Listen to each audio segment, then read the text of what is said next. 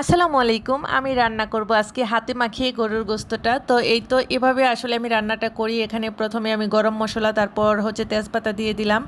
তারপর ২ মুঠো পরিমাণ পেঁয়াজ দিয়ে দিলাম, আদা রসুনের পেস্ট, তারপর হলুদের গুঁড়া, মরিচের গুঁড়া, ধনিয়ার গুঁড়া, স্বাদ মতো লবণ দিয়ে দিব।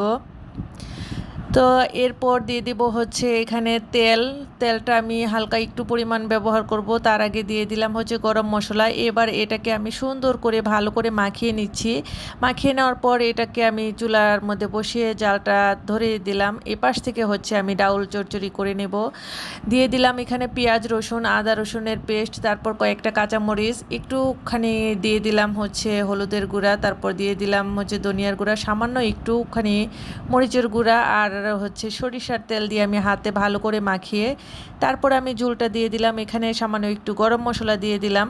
তো এদিক দিয়ে আমার দুটো তরকারি হতে হতে আমি ঘরের আরও কাজ যত আছে সব কিছু আমি করে নিলাম। ওদিক দিয়ে কাজও হয়ে গেল আর এদিক দিয়ে রান্নাটাও হয়ে গেল। তো আমার ভিডিও যদি আপনাদের ভালো লাগে প্লিজ একটি লাইক দিতে ভুলবেন না। তো এই পর্যন্তই ছিল আজকের ভিডিও। সবাই ভালো থাকবেন। আল্লাহ হাফেজ।